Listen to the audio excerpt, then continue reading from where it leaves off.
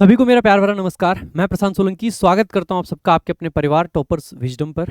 तो भई आपने पिछले कुछ टाइम से कुछ वीडियोस देखे होंगे और इस तरीके की प्रेस रिलीज देखी होंगी जहां पर यह दावा किया जा रहा है कि एसएससी और यूपीएससी एग्जाम्स में कई सारे रिफॉर्म्स इंट्रोड्यूस करे जा रहे हैं और कुछ लोग तो यहां तक कह दे रहे हैं कि सीजीएल या सीएचएसएल का हो सकता है एक टीयर भी कम कर दिया जाए।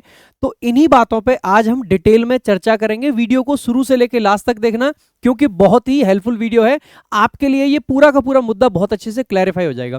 सबसे पहले मैं बताना चाहता हूं ये जो रिलीज है प्रेस रिलीज ये बेसिकली पीआईबी की है और पीआईबी आपका basically press information bureau of India जो आपका रहता है उसकी हम बात कर रहे हैं। तो उसके द्वारा जारी की गई एक रिलीज है और रिलीज क्या है, दरअसल पार्लियामेंट का एक क्वेश्चन है और उस क्वेश्चन का आंसर दिया गया है department of personal and training जिसको हम डीओपीटी कहते हैं, जितेंद्र सिंह जी जिसके मंत्री हैं। और उन्होंने एक्चुअली में ये नहीं कहा है कि ये रिफॉर्म्स हम करने वाले हैं, ऐसा नहीं है। कोई रिफॉर्म्स ऐसे वो नहीं करने वाले हैं। इनफैक्ट अगर आप इस पूरी की पूरी रिलीज को देखोगे तो आपको यही दिखेगा रिफॉर्म्स ये फलाना ढिमका। यहां पे दिखेगा कि रिक्रूटमेंट साइकिल्स 15 से बेसिकली हम ले आए 6 से 8 महीने एसएससी एग्जाम्स का। मेरे भाई यहाँ पे ना अगर टेंस का थोड़ा सा देखोगे ना, पिछले 10-12 दिन से 10 क्लासेस हो गई मेरी, मैं पेड बैच में ना टेंस ही पढ़ा रहा हूँ। तो ये आप लोगों को पता होना चाहिए कि यहाँ पे ना टेंस का रूल क्या है। यहाँ पे देखोगे ना एसएससी हैज इंट्रोड्यूस्ड, या फिर यहाँ पे देखोगे recruitment cycles have been reduced. Have been reduced का मतलब ये कि ऐसा हो चुका है, ऐसा हो चुका है। यानी कि जो डीओपीटी है वो ये नहीं कह रही है कि ऐसा हम करेंगे, वहां के लिए उनको फ्यूचर टेंस की जरूरत होती। वो कह रहे हैं ऐसा हो चुका है। यानी कि पार्लियामेंट के अंदर मिनिस्ट्री ने ऐसा दावा किया है कि उन्होंने ये काम कर दिया है कि जो रिक्रूटमेंट साइकिल पहले 15 से 18 महीने का हुआ करता था अब उसको रिड्यूस करके इन्होंने कितने का कर दिया है, 6 से 8 महीने का। लेकिन इसमें कितनी सच्चाई है, अगर बात करते हैं हम एसएससी सीजीएल 2025 की, तो ये आप कह सकते हैं कि हाँ जी बिल्कुल ऐसा एग्जाम था जो कि लगभग 8 महीने के अंदर आपका कंप्लीट हो गया था। लेकिन क्या एसएससी के द्वारा सिर्फ सीजीएल का एग्जाम कराया जाता है? क्या सीपीओ का एग्जाम इसके स्कोप में नहीं आता है? क्या सीपीओ का एग्जाम इस स्कोप में नहीं आता है? सीपीओ 2025 की हालत पता है, पेपर कब का हुआ है, अब जाके जैसे तैसे फिजिकल लिए गए हैं। अभी मेंस का कोई अता पता नहीं, कोई डेट नहीं है। उसके बाद में फिर मेडिकल का कोई अता पता नहीं होगा, डेट नहीं होगी। सीपीओ 2024 पता था किस तरीके से चला, यहाँ पे 26 के एग्जाम बाकी के शुरू हो गए और सीपीओ 25 वाले जैसे तैसे अपने मेडिकल से अब जाके फिजिकल से अब जाके फ्री हुए हैं, अब जाके कहीं मेंस होगा। अच्छा, यहाँ मेंस वालों को एक चीज और बता देता हूँ कि भाई हम मेंस की एक मेंटरशिप हमने चला रखा है जिसका कॉस्ट हमने सिर्फ 1 रुपये रखा है अपने एप्लीकेशन पर। और वो 1 रुपये सिर्फ इसलिए क्योंकि जो बैच में इनरोल होने का जस्ट चार्ज है उसके अंदर हम बहुत सारे प्रैक्टिस आपको करा रहे हैं। डेली आपका मॉक टेस्ट होता है, एक दिन ग्रामर का टेस्ट होता है, अगले दिन कॉम्प्रिहेंशन वोकैब का होता है, उसके अगले दिन फिर फुल होता है।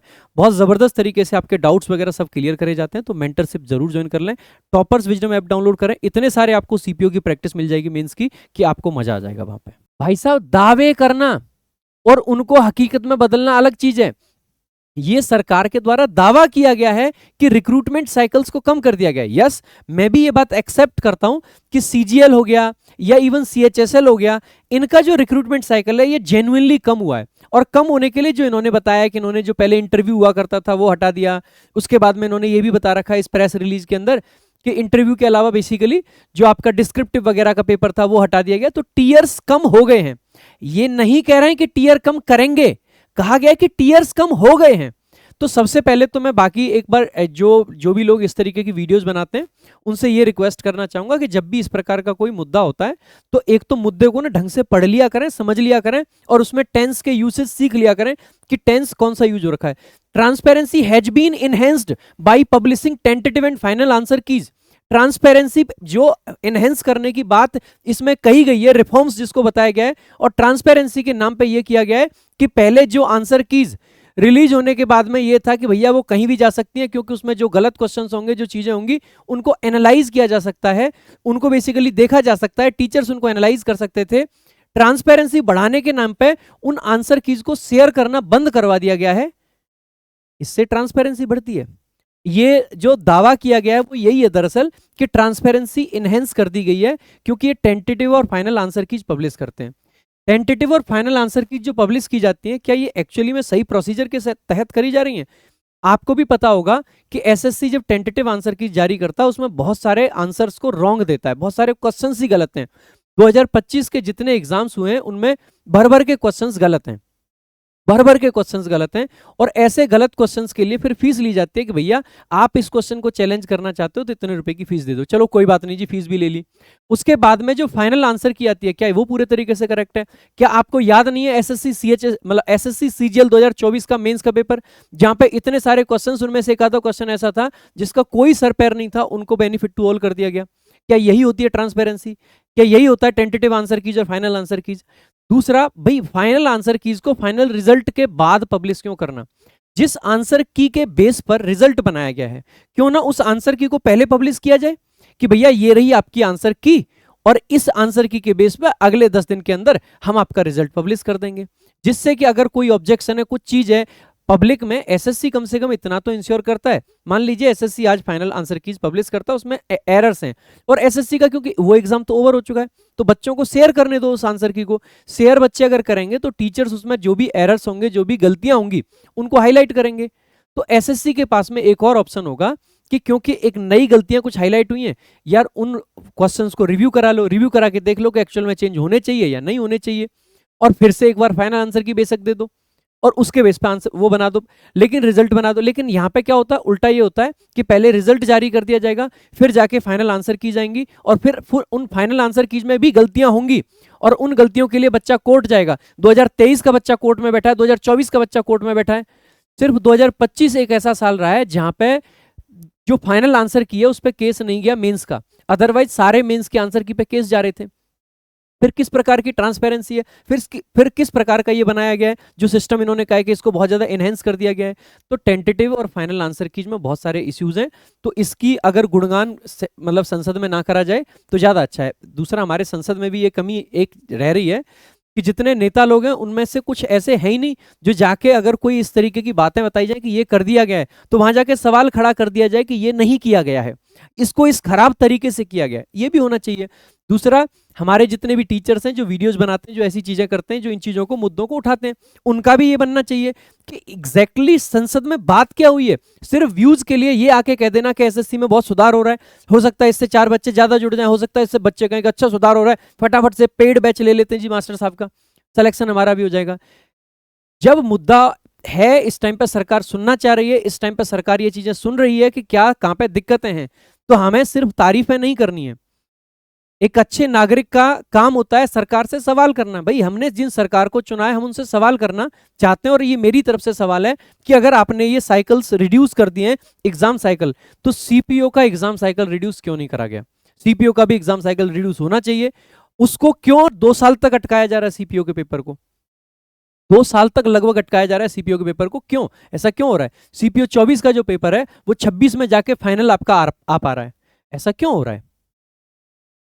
मतलब 25 के बिल्कुल लास्ट में जाके आई वो चीजें, लेकिन ऐसा हो क्यों रहा है? भाई मेडिकल भी हैं, बहुत सारी चीजें रहती हैं सीपीयू में। मैं समझता हूँ कि फिजिकल है, मेडिकल है, मेंस है, प्री है, 4 टियर है, बट 4 टियर है, 4 टियर अगर टाइम से नहीं होंगे तो कैसे काम चल पाएगा? भाई एक बात बताओ, सीजीएल का प्री हुआ, सीजीएल का मेंस हुआ, सीजीएल का सब रिजल्ट आ गया, सारा का सारा उसका जो स्लाइडिंग मैकेनिज्म था वो पूरा हो गया, और उसके बाद कहीं जाके आप सीपीओ का फिजिकल करा रहे हो। अगर फिजिकल इतना लेट कराओगे तो ऑटोमेटिकली एग्जाम लेट हो जाएगा, बेशक उसमें 2 ही टियर क्यों ना हो, वो भी लेट हो जाएगा। अरे जब प्री आपने ले लिया है, 1 महीने के अंदर रिजल्ट देके कराओ फिजिकल। भाई बच्चे को टाइम कम मिलेगा ना, सीपीओ के बच्चे को अल्टीमेटली फिजिकल की तैयारी करनी है, अरे टाइम से तैयारी करेगा, कम से कम जो पेपर वो दे रहा है उसके लिए अटका तो नहीं रहेगा। सीपीओ का इतना सारा बच्चा इतने दिन तक ये डिसाइड नहीं कर पाता है कि मैं आखिरकार फिजिकल की तैयारी करूं या सीजीएल प्री का मेरा पेपर आ रहा है मैं उसकी तैयारी करूं, क्यों इतने दिन उसको अटकाना है? अरे बच्चा अपना फोकस कर पाए, सीपीओ में नहीं हुआ, मेडिकल में अटक गया, कहीं अटक गया, तो कम से कम किसी और एग्जाम पे फोकस कर पाए। दूसरी रही बात ये फाइनल आंसर कीज और टेंटेटिव आंसर कीज की, तो इसको लेके भी सरकार से मेरी हाथ जोड़कर विनती है कि इस सिस्टम को सुधार दीजिए प्लीज। ये हर जगह दिक्कत हो रही है, और ये सिर्फ एसएससी एग्जाम्स में दिक्कत नहीं है, ये दिक्कत यूपी की एग्जाम्स में भी है। ऐसे कितने सारे बच्चे ऐसे हैं जिनके यूपी कांस्टेबल में कट ऑफ से ज्यादा मार्क्स बन रहे थे। अब उन बच्चों को ये क्लैरिटी ही नहीं है कि आखिर उन्होंने आंसर अपने गलत काउंट कर लिए थे, या फिर नॉर्मलाइजेशन में उनके मार्क्स कम हो गए हैं, या फिर कुछ और हुआ है। कम से कम रिजल्ट जब जारी होता है तो रिजल्ट के साथ अगर raw marks and normalised marks जारी कर दिए जाएं तो एक बच्चे को तसल्ली हो कि चलो नॉर्मलाइजेशन की वजह से ही सही मेरे मार्क्स कम तो हुए, बट अभी तो इस प्रकार का अंधकार बच्चे के जीवन में रहता है कि एक स्टूडेंट को यही नहीं पता है कि उसके मार्क्स तो ज्यादा बन रहे थे आंसर की के हिसाब से, फिर उसका सिलेक्शन क्यों नहीं हुआ, क्या नॉर्मलाइजेशन की वजह से नहीं हुआ। फिर वो देखता है कि उसी की आसपास की शिफ्ट या उसी के जैसे लेवल के पेपर की शिफ्ट में, क्योंकि बच्चा खुद ही एनालाइज करता है कौन सा मुश्किल था कौन सा आसान था, फिर उसको लगता है यार फलाने के मार्क्स बढ़े मेरे तो नहीं बढ़े, मेरे तो कम हो गए।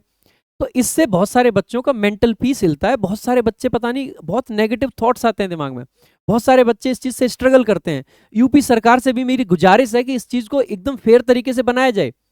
भाई मेरे खुद के घर में मेरे चाचा के लड़के के कट ऑफ से 6 ज्यादा नंबर बन रहे थे, जो अभी यूपी कांस्टेबल की कट ऑफ गई है उससे 6 नंबर ज्यादा थे जितने पे कट ऑफ गई है, लेकिन फाइनल कट ऑफ में तो नाम नहीं है।